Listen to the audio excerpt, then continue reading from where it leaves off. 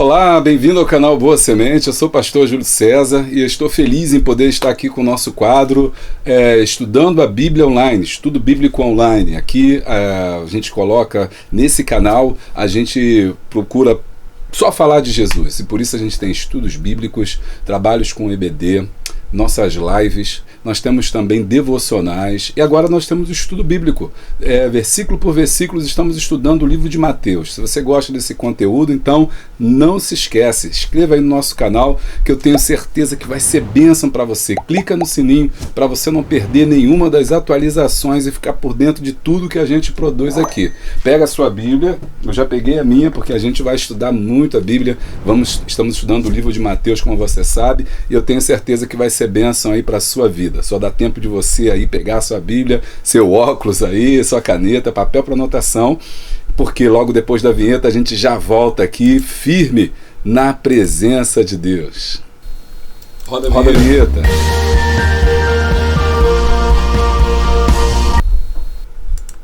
Bom, não falei que era rápido? Já estamos de volta já. Gente, na aula de hoje, a gente vai estudar os princípios do rei.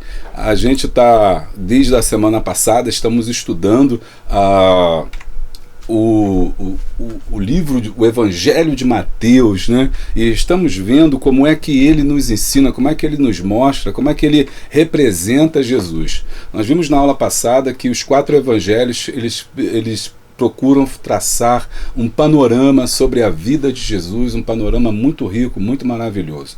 Cada um deles tem o seu propósito. Se você perdeu essa aula, eu convido você a recuperar aqui no canal Boa Semente, gratuitamente. Você assiste o vídeo lá, porque ali eu explico o que é o Evangelho, o que são, por que eles escrevem de forma diferente, tem um conteúdo diferente sobre uma única pessoa, que é chamado Jesus, que nós vamos estudar hoje, e por que é importante a gente estudar os evangelhos. Eu falo também de como Mateus, né, que é o livro que nós estamos estudando, apresenta a Jesus Cristo. Ele apresenta Jesus como o Rei dos Reis. Mas se por algum motivo você perdeu a aula, você não assistiu, não tem problema, você fica aqui com a gente, porque logo depois dela você vai lá e recupera. Tem muita coisa que você pode pegar depois, a gente tem bastante tempo para ficar juntinho. Não perde aí, toda quarta-feira, ao vivo, às 20h30, a gente entra aqui ao vivo para trabalhar aqui com vocês. Deixe o seu comentário, diga de onde você deixe a sua pergunta também, porque eu sempre leio as perguntas e respondo quando eu posso, e ela pode também se transformar num tema de uma aula, né, que nós estamos ministrando aqui. Vamos lá orar agora ao Senhor para que a gente possa ter um estudo abençoado. Senhor, nosso Deus, nosso Pai, nós te agradecemos por este momento, este minuto e alguns tempo que vamos passar, ó Deus, na Tua presença. Te pedimos que Tu esteja conosco, que Tu fale aos nossos corações, que nós possamos, Senhor, sermos impactados, ó Deus, e aprendermos aquilo que Tu tens para compartilhar com cada um de nós. Dá-nos crescimento, dá-nos, Senhor Deus, ó Pai, frutos, ó Deus, dá-nos, Senhor Deus, ó Pai, entendimento, amadurecimento na Tua presença, através da Tua palavra. Fale conosco, e eu te agradeço, Senhor, porque Tu estás aqui comigo e também estás com os Teus filhos no momento que eles estiverem assistindo. Quando eles estiverem assistindo, eu sei que Tu, Senhor Deus, ó Pai, os fortificará através da Tua palavra. Pai, essas bênçãos nós te pedimos e nós já te agradecemos, no nome poderoso de Jesus. Amém. Bom, meus irmãos, nós estamos estudando então, né, como eu falei para vocês, o livro, o Evangelho de Mateus, e nesse Evangelho de Mateus estamos vendo como que São Mateus, né, ele representa ao Senhor Jesus como o grande rei. Na aula de hoje nós vamos ver os princípios, né, os princípios do rei, né? Os princípios do rei. Esse é muito importante a gente pensar sobre isso, porque se na aula passada a gente viu as credenciais do rei, né? O seu nascimento, a sua linhagem, as pessoas que figuram ali, como ele nasceu, onde ele nasceu, por que Mateus representa Jesus como um rei, o Filho de Deus que nasce entre os homens. Hoje a gente vai ver que esse reino dele, que terminamos a aula passada com o batismo de Jesus, agora ele inicia o seu reino, o seu ministério, e no início do seu ministério ele vai estabelecer princípios que são fundamentais para que possamos entender, para que possamos aí compreender. Então, nesse reino aqui, nós estamos estudando os seus princípios, e os princípios estão em Mateus capítulo 4. Em Mateus capítulo 4, nós temos aqui a famosa tentação de Jesus. E então foi conduzido Jesus pelo Espírito ao deserto para ser tentado pelo diabo. E aqui eu já quero chamar a atenção de você de uma coisa que não foi o diabo que o levou para ser tentado, mas foi o Espírito que o conduziu. Essa foi a primeira prova pela qual Jesus passou, e foi o Espírito que o levou para que ele pudesse ser aprovado, para que ele pudesse ser fortificado. O início do ministério de Jesus começa logo após o seu batismo, e uma prova de fogo. O Espírito levou ao deserto, e ali no deserto ele estava sozinho, sem os seus discípulos, que não tinha chamado seus discípulos, sem os seus pais, agora depois de ser batizado, oficialmente agora iniciando aí o seu ministério, mas ele precisava de uma prova, e essa prova vai ser justamente a sua tentação, a chamada tentação de Cristo. Eu quero destacar aqui com vocês alguns pontos importantes dessa tentação. Eu quero trazer aqui para vocês algumas coisas importantes. E tendo Jesus jejuado 40 dias e 40 noites, teve fome, ou seja, o inimigo o atacou, né, na sua fraqueza, o inimigo o atacou justamente quando ele se sentia fraco, né? E chegando-se a ele, o tentador disse: se tu és o Filho de Deus, manda que estas pedras se tornem em pães. E ele, porém, respondendo, disse: está escrito, nem só de pão viverá um homem, mas de toda a palavra que sai da boca de Deus. Então o diabo transportou a cidade santa e colocou-o sobre o pináculo do templo, e disse-lhe: se tu és filho de Deus, lança-te daqui abaixo, porque está escrito: aos seus anjos dará ordem aos teus respeitos, e tomar-te-ão nas tuas mãos, para que nunca tropeces em pedra alguma. Disse-lhe Jesus: também está escrito: não tentarás ao Senhor teu Deus. Aí no versículo de número 8 já você tem a palavra aqui do Senhor dizendo, e novamente transportou o diabo a um monte muito alto e mostrou-lhe todos os reinos do mundo e a glória deles, e disse-lhe: tudo isto te darei se prostrado me adorares. Então disse-lhe Jesus: vai-te, Satanás, porque está escrito: ao Senhor teu Deus adorarás, e só a eles te servirás. E então o diabo o deixou, e eis que chegaram os anjos e o serviram. É maravilhoso aqui entender essas 3 etapas da tentação, em que o diabo primeiro se apresenta no final do jejum, no momento de fraqueza, e aí a gente aprende que é no momento de fraqueza, no momento de que nós estamos mais vulneráveis, que o inimigo nos ataca, que o inimigo quer nos derrubar, e foi justamente o que aconteceu com Jesus. Ele aproveitou de uma fragilidade. O inimigo, ele é covarde, ele aproveita-se das nossas fragilidades. Jesus estava fraco, estava com fome, estava cansado, estava sozinho, estava a sós com Deus orando, mas ele estava fragilizado. Nesse momento o inimigo se apresenta para ele, e a tentação ela vai ser dividida em 3 partes, que eu quero chamar a atenção aqui com você sobre essas 3 partes que a tentação ela se divide. A primeira parte da tentação diz respeito ao amor e à vontade de Deus, né? Porque no versículo 3 ele diz, se tu és filho de Deus, manda que essas pedras se tornem em pães, né? Ou seja, queria que Jesus usasse o seu poder em benefício próprio. Nós nunca podemos usar o nosso poder, o poder de Deus, né? Nosso não, o poder de Deus em benefício próprio. Jesus era poderoso, ele poderia fazer isso, mas ele não o fez. E ele não o fez porque ele sabia que essa era uma artimanha de Satanás, que tentava ali 2 coisas. Primeiro, verificar se ele era realmente o Filho de Deus. Por isso, ele sempre coloca a dúvida, ele sempre pergunta, ele sempre coloca a interrogação, né? O inimigo é o acusador, que ele coloca a interrogação, fala: se tu és Filho de Deus. A dúvida, ela é realmente algo terrível, maligno. Se tu és Filho de Deus, né? Foi assim que ele derrubou a Eva no jardim, quando perguntou: olha, que nada, no dia que você comer, né, você vai ser igual a Deus, né? Não vai morrer, não é bem assim que Deus falou, não é bem assim que o Senhor colocou a dúvida, né? A dúvida na cabeça de Eva, e ela vai então cai. Então essa dúvida que ele coloca: se tu és o Filho de Deus, então Satanás está tentando saber, será que esse é o Filho de Deus? Ele também não tinha certeza ainda.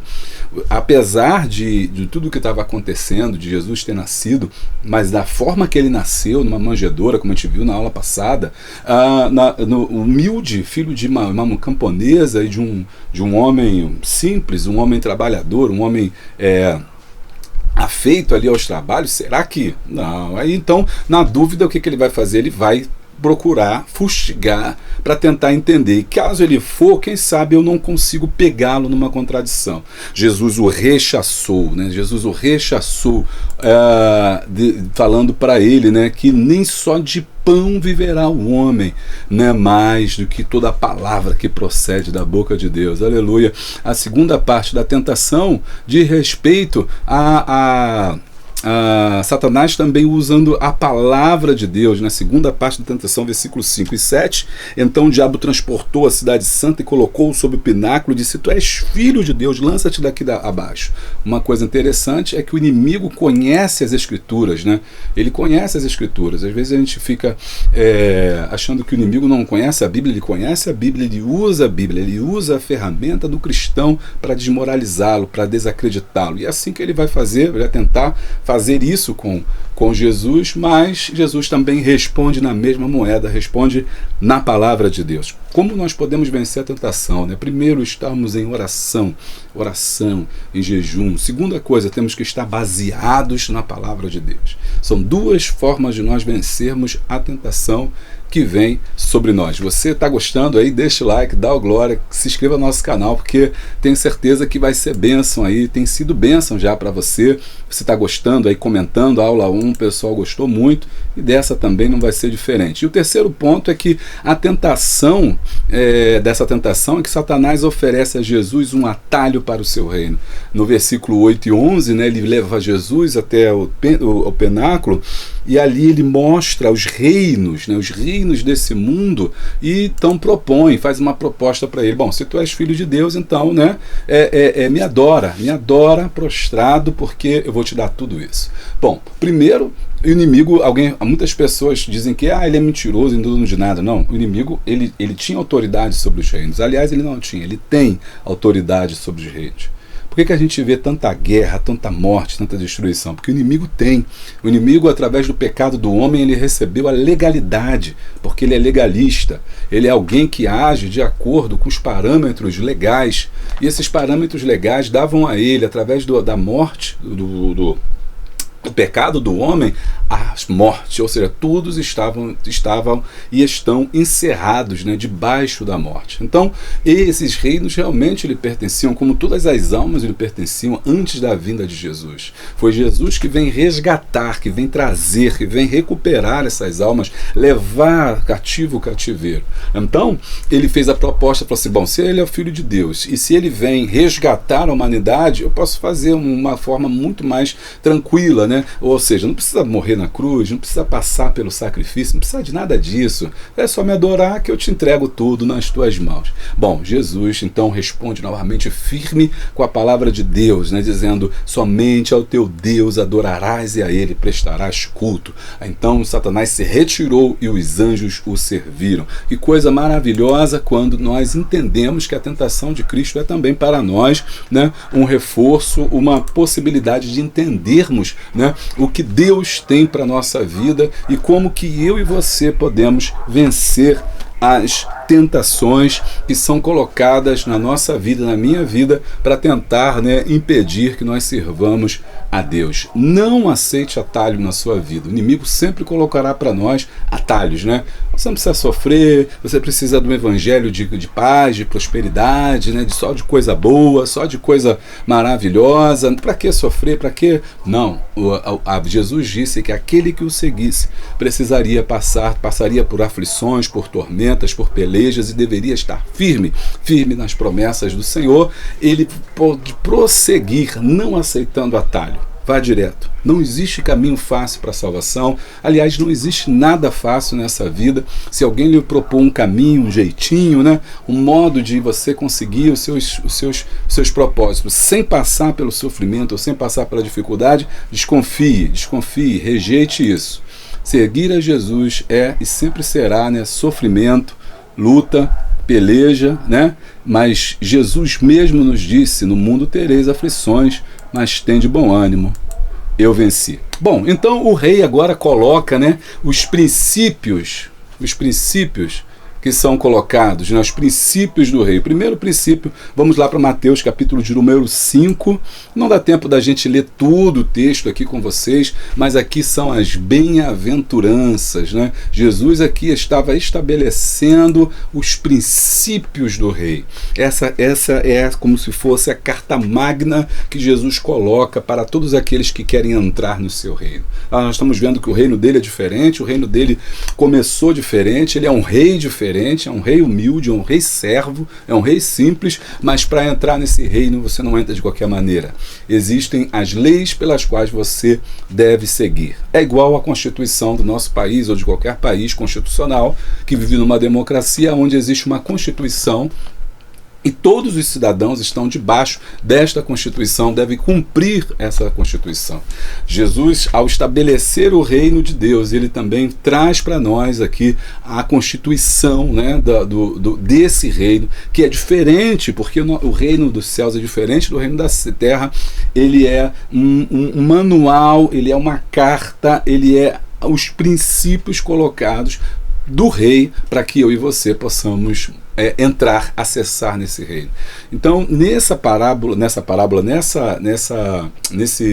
discurso de Jesus, nesse ensino de Jesus, ele coloca agora para que todos possam estar ali ouvindo o Senhor falando sobre as bem-aventuranças. Bem-aventurado, né? Versículo 5, ele vai trazer para nós: Jesus, vendo a multidão, subiu um monte, assentando-se, aproximando dele seus discípulos, e abrindo a boca os ensinava, dizendo: bem-aventurados os pobres de espírito, porque deles é o reino dos céus. Bem-aventurados que choram, né? Porque eles serão consolados. Bem-aventurados os mansos, porque eles herdarão a terra. Bem-aventurados que têm fome e sede de justiça, porque eles serão fartos. Bem-aventurados misericordiosos, porque eles verão a Deus. Bem-aventurados limpos de coração, porque eles verão a Deus. Bem-aventurados pacificadores, porque eles serão chamados filhos de Deus. Bem-aventurados que sofrem perseguição por causa da justiça, porque deles é o reino dos céus. Olha o reino aí. Bem-aventurados sois vós quando vos injuriarem, quando vos perseguirem e mentindo disserem todo mal contra vós, né?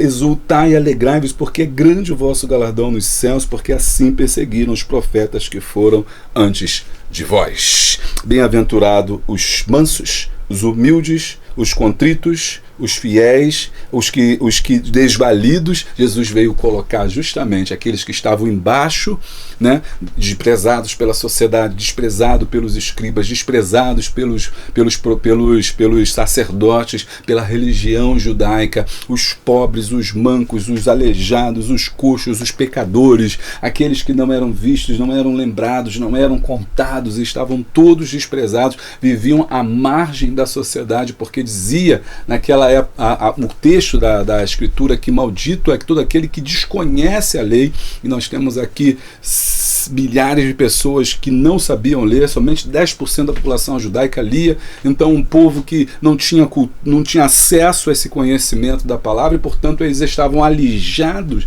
né, de Deus, separados de Deus por não terem acesso às Escrituras. Jesus está dizendo: vinde a mim os mansos, aqueles que são pessoas que são perseguidas, que são violentadas, que são muitas das vezes abusadas, que estão sofrendo, né? Porque o Império Romano nessa época, como eu falei na aula passada, estava subjugando Israel. Israel estava em um momento de pobreza, pagando impostos altos e vivendo, né, como pessoas pobres que pagavam impostos caros para Roma e queriam se libertar, queriam que o rei trouxesse para eles o crescimento econômico, o crescimento social, um destaque no cenário mundial das nações. Mas Jesus vem dizendo o contrário. Não. Para entrar nesse reino é de vocês mesmo que eu gosto, do jeito que vocês são, manso, humilde, né? Os que choram, vocês estão chorando agora, mas vão rir depois. E é interessante que isso é escatológico, porque ele está falando sempre de algo que vem depois. Os pobres de espírito, deles é o reino dos céus. Os que choram, eles vão ser consolados. Os mansos herdarão a terra.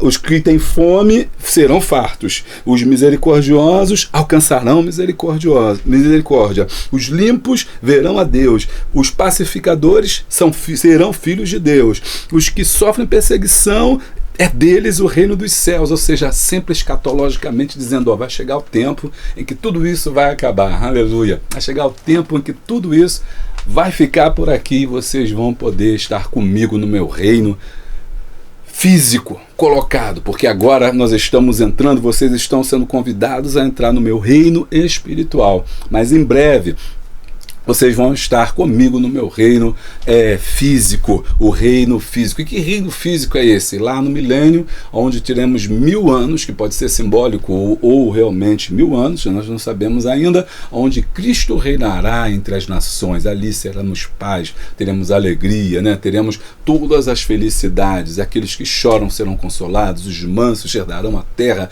os pacificadores serão chamados filhos de Deus, os limpos verão a Deus. Então ele está apontando para o futuro, esperança. É como se Jesus estivesse dizendo, não coloque seu coração aqui na terra, coloque seu coração no que vai vir ainda. Aleluia! Louvado seja o nome do Senhor. Então, aí no capítulo 6, o rei começa a falar da adoração verdadeira. Oração ou adoração verdadeira. Mateus capítulo 6, aí no telão, né, no seu computador, para você acompanhar comigo aqui. Eu quero destacar o versículo de número 9, que vai dizer para nós dessa forma, assim, acompanha comigo.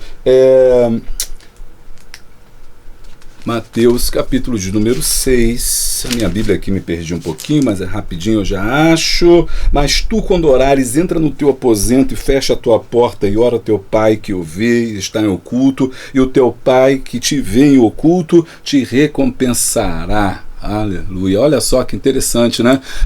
Deus está em oculto, Deus não está aqui, é o Senhor falando para que Deus é muito mais do que nós pensamos, mas Ele é Espírito. E quando fala porta do quarto aqui, não é porta do quarto fisicamente, porque naquela sociedade, né, os quartos nem tinham portas, geralmente era um cômodo só. Porque Ele está falando para fechar a porta do quarto, Ele está falando do secreto, do lugar espiritual. Você tem um lugar espiritual para você poder orar, um lugar na sua casa onde você pode se encontrar com Deus, não necessariamente o seu quarto, mas um cantinho onde você tem um contato com Deus, você se busca o Senhor. Procure ter isso, um local onde você encontra Deus, onde você fala com Deus e por Ele dele é ouvido, um local onde você goza de intimidade com o Senhor. Você tem esse local na sua casa. Talvez você possa pensar assim, pastor, mas eu não tenho esse local, não tenho onde fazer isso, nem como fazer isso. Não, esse local não é necessariamente um local físico, não é um quarto, não é uma sala, não é uma cozinha, não é uma despensa, não, é um local espiritual. É um local onde você não depende do mundo físico, você pode estar no trabalho, mas você entrar em espírito e ficar ali com Deus. Você está em condução, mas você está ligado com Deus. Você está na sua família, no meio da sala, todo mundo, mas você está ligado com Deus. Um local em oculto, um local que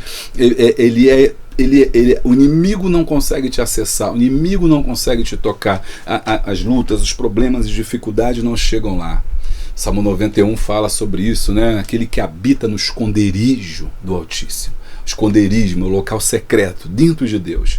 Convido você hoje a entrar dentro de Deus, se esconda dentro de Deus, corra para dentro de Deus, vá para dentro de Deus. Ele é o teu refúgio, o teu abrigo, o teu conforto, o teu consolo, né? Não é físico. Quando o Senhor fala, fecha a porta do teu quarto, porque o teu Pai está em oculto. Ora, se o Pai está em oculto, você não precisa estar na porta dentro do seu quarto, porque Ele está oculto.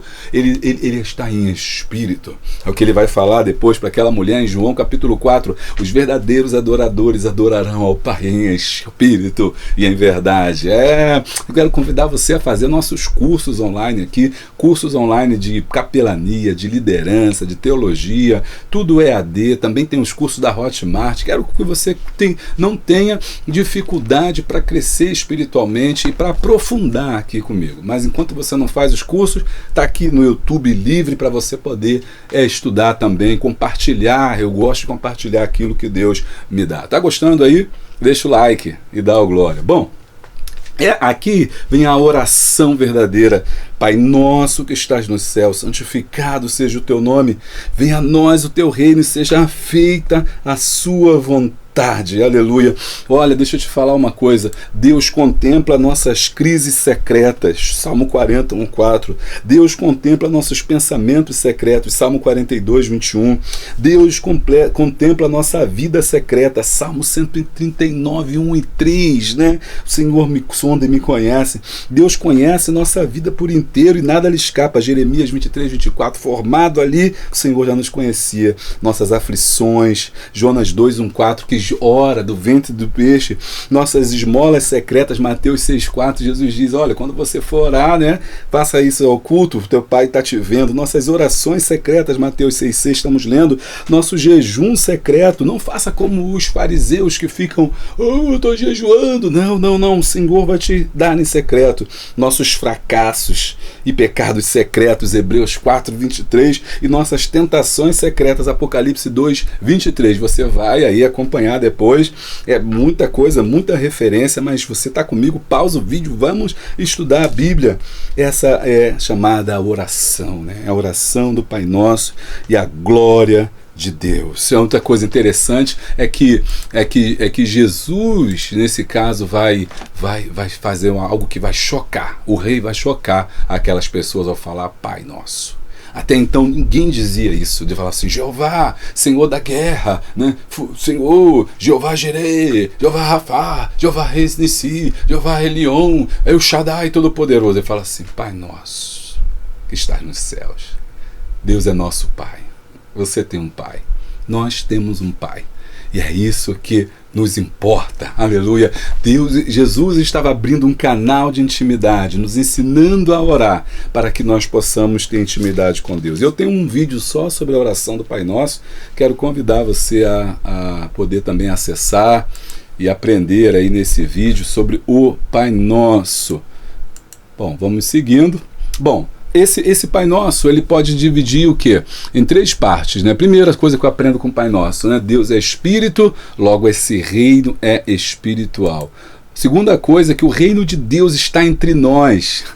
O reino de Deus está entre nós, ou seja, o reino chegou, o reino não vai chegar. O reino, embora não esteja colocado, firmado, reconhecido pelos homens como um governo humano, ele já está sendo firmado espiritualmente. Nós já sentimos o que o reino está entre nós através do amor, da paz e da graça de Jesus. Nós já podemos viver aquilo que vai acontecer lá na frente. O Senhor permite que nós vivamos isso quando nós cumprimos então as leis do reino. Então o reino já está entre nós, né? E número 3, o reino pertence a Deus, né? Ele diz assim, né? Teu é o reino, aleluia. Esse reino pertence a Deus. Número 4, ele é um prenúncio do reino vindouro. Então tudo que nós vivemos agora, quando nós cumprimos o Pai Nosso, nós precisamos entender que ele é um prenúncio de tudo que vai acontecer para frente, de que Deus vai nos dar e nos abençoar. Meus irmãos, maravilha quando a gente estuda a Bíblia aí, né?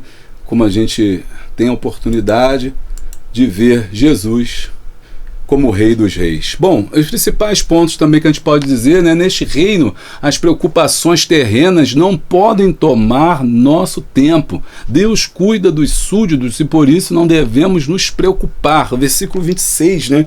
Que diz, o versículo, um dos versículos mais conhecidos, no versículo 26, que diz para nós assim, olhai para as aves do céu que não semeiam e nem cegam, né?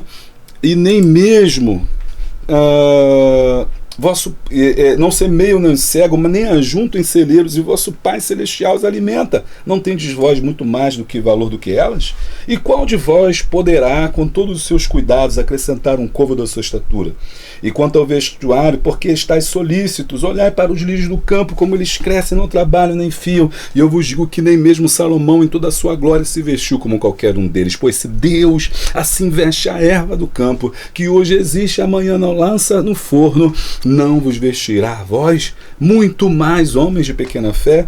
Não andeis inquietos, dizendo que comeremos, ou que beberemos, ou que nós vestiremos, porque todas essas coisas os gentios procuram. De certo, vosso Pai Celestial bem sabe, porque Ele é Espírito, e está em Espírito em todo lugar, que necessitais de todas essas coisas. Mas buscai primeiro o reino, olha o rei falando aí, buscai primeiro o reino de Deus e a sua justiça, e todas essas coisas vos serão acrescentadas. Não vos inquieteis pelo dia da manhã, porque o dia de amanhã cuidará de si mesmo. Basta a cada dia o seu mal.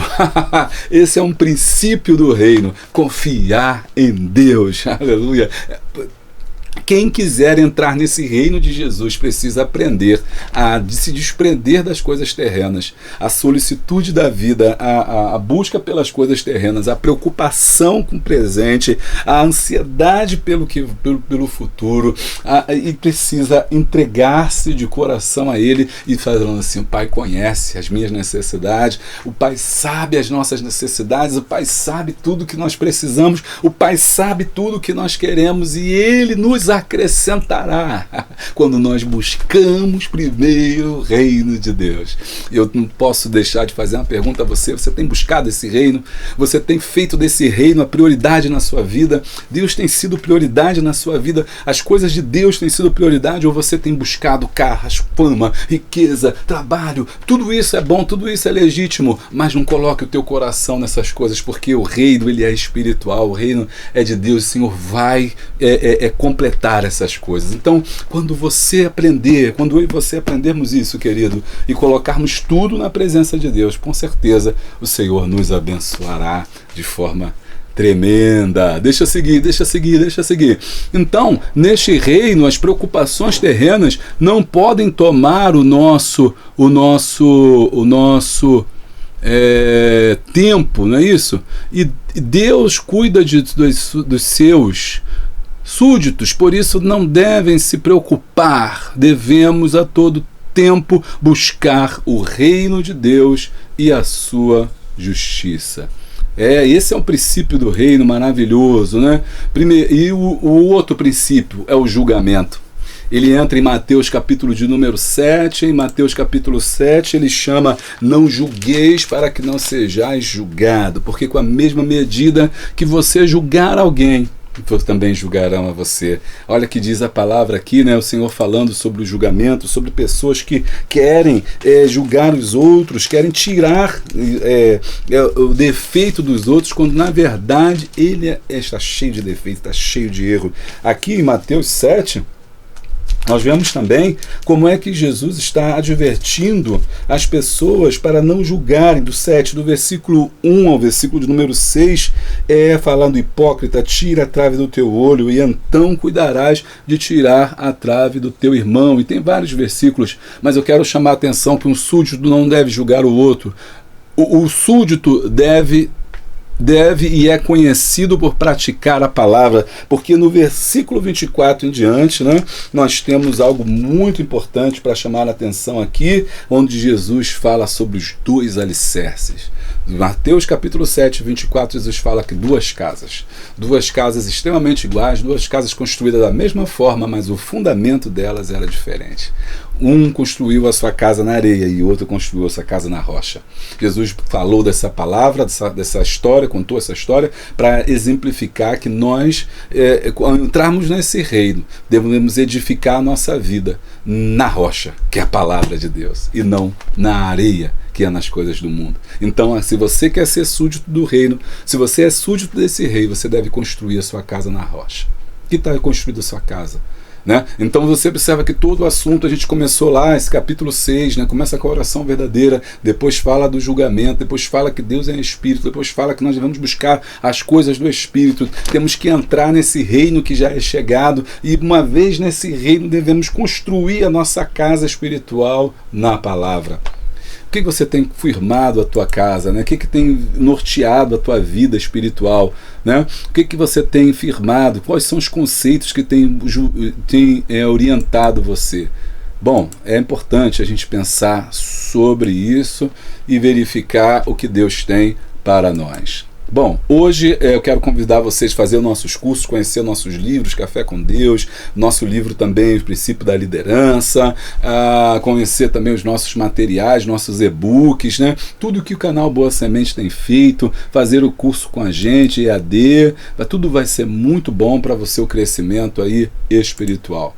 Vamos ao resumo então de hoje, vamos já encerrar nosso vídeo. Eu quero convidar, antes desse resumo, eu quero convidar você a estar conosco na semana que vem, quarta-feira, na nossa live. Se você perdeu a live, não importa, depois você assiste comigo aqui o vídeo e a gente vai estudar juntinho aí com vocês, até mesmo, quem sabe, a gente providenciar o slide para que você possa também acompanhar com a gente. Vamos então ao resumo de hoje.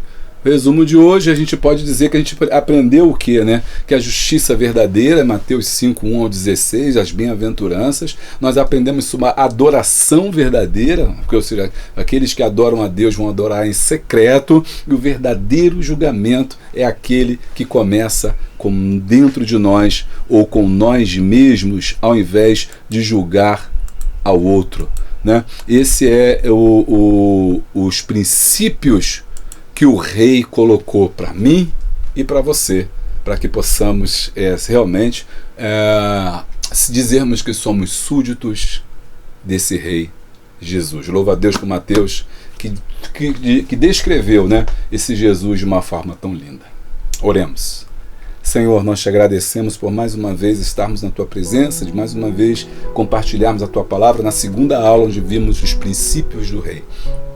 Esses princípios não são da minha cabeça, não são da cabeça dos teus filhos, não são de livros humanos, mas vêm da tua palavra, Senhor. E nós queremos te pedir que teu Espírito nos ajude a realmente colocarmos, Senhor, como primazia na nossa vida, para que possamos cumprir esses princípios, para que possamos ser seus súditos, Senhor, para que possamos estar realmente debaixo, Senhor Deus, ó Pai, da tua autoridade. Ó Rei Jesus, reine sobre a nossa vida, reine, Senhor, sobre nós, Senhor, não palavras não apenas de boca, mas no nosso coração. Tu és o Rei do nosso coração.